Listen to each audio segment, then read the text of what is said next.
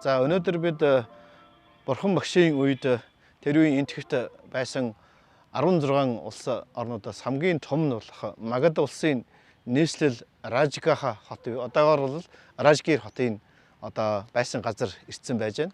Яг одоо бидний байгаа энэ газар бол одоогоос 2600 жилийн өмнөх Магад улсын эзэн хаан Бимбисар хааны амьдралынхаа сүүлчийн мөчийг өнгөрөөсөн энэ бол шоронгийн газар яриад байна. Энэ түүхэн юу гэхээр Бурхан багшийн казн тийм ээ байсан Дэвдат Бурхан багшаас бяцлал заалгах сураад Самади бяцлагалд хүрээд гэгэрлийн Чатматанд хүрээгүй зөвхөн Самади ертөнцийн Самадиг бяцлагаад тэр ертөнцийн Самадиг бяцлагсны ич шидийнхээ хүчээр ич шид үзүүлж Бимбисар хааны хүү Ажат садрууд нөлөөлж би Бурхан багшийг хуургийн тэргүүнээс нь буулгаж би Бурхан багшийн оронд Бурхан багшийн оронд бол Бурхан болж ном сургаалын заана чи хаан эцгийг хаан ширээнээс нь буулгаад Магад улс тэр үед Магад улс бол хажуу зэрэгэлдээ байгаа Анг улс мөн Варанасын хаан тулсыг бол эзэлсэн ийм том гүрэн байсан.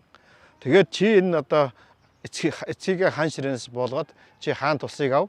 Би Бурхан багшийн ширээнээс нь буулгаад би Бурханы оронд энэ хуургуудын бол чуулганыг удирдах явах болно гэж тэр тодорхой хэмжээний ид шид үзүүлж юм итгэхгүй байсан залуу Ажат шадраг бол талгаагийн эргүүлж буруу тийшин өргөлсөн. Тэрний үр дагавраар Ажат шадруу өөрийнхөө хаан эцэг Бимбисар хааныг хаан ширээнээс нь буулгаж өөрөө хаан болоод аавыгаа авчирч энд байсан энэ шоронд авчирч ингэж тойжлоод тэгээд энэ бидний байж байгаа энэ тойр бол яг Бимбисар хааны цойжлсон байсан өрөөний хэсэг байгаа. Энэ доошоогоо бол нэлээд гүн байсан. Тэгээ энэ бол хөнгөн хэсэг харагдаж байгаа. Тэгээ энэ өрөөнийхөө цонхоор ингээ харахад тэнд Гижэхөтө гэж Бурхан багшийн их залуурч ном сургаал айлдаг байсан. Уул бол цонхоор нь харагддаг байсан.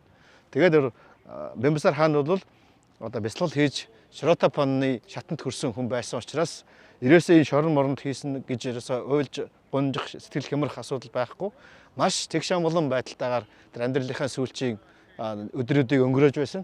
Тэгээ өдөр болгон цонхоороо харж Бурхан багшийг харж баясаж шоронд байсан ч гэсэн дотор нь бол сэтгэл нь бол амар амгалан аз жаргал нирваны үүнд хэвээр байсан. Тэгээд эцэстээ бол тэр хүүгийнхэн хоролт үйл ажиллагаас болж энэ шоронд таалуулсан юм аа. Тэгэхээр хүн тодорхой шатнд гэгэрлийн эхний шатанд хүрсэн ч гэсэн бас тодорхой хэмжээний үйл өрүүд нь үлддэг учраас энэ үйл явдлаас болж энэ бол хэдийгээр хүн ийм үйл хийж байгаа ч гэсэн энэ бол Бимбисар хааны өөрийнх нь урдын төрлөд хийсэн үлийн үрийн үр дагавар авчирж байгаа тэр үйлээр нь авчирж өөртөө хөргүүлж ирж байгаа хүн бол хүн юм. Тэгтээ Бимбисар хааны хүн Ажар шадруугийн хийсэн энэ үйл үйлдэл хойч үед нь өөр дээр бас үр дагавар ирсэн. Удахгүй тэгээд дараа нь өөрийнх нь хүн Ажар шадрууг алж хаан ширээн суусан. Дараачийн тэр хүүгийнхэн хүн бас энэ маягаар ингээд ийм таван үе энэ эцэг хаанаа алж хаан болдог явдал би тохиолдоод тэр 5 дахь хааны дараа бол өөр хүмүүс энтхийн хаан төрийг Ашок хааны өвөг дээдсүүд төрийн эрхийг авч Ражгах энэ хотыг энэ Магад улсын нийслэлийг шилжүүлж одоогийн Патна руу шилжүүлж аваачсан байна. Тэгэхээр бол тэндээс цаашаа бол Ашок хааны өвөг дээдэс тэгээд Ашок хаан тэргүүтээ бол энтхийн том эзэнт гүрнийг байгуулахдаа бол нийслэл нь бол ийшээгээ Патна руу шилжээд тэгээд тэр нийслэлийг шилжүүлснээс хойш бол энэ Ражгах хотын өр нөлөө бол багасж гэхдээ Бурхан багшийн үеийн түүх амьдралд Бурхан багшийн сургаал ном бяцлал сүргэл ирэхэд бол энэ Ражгах хот бол асар чухал үүрэг гүйцэтгэсэн.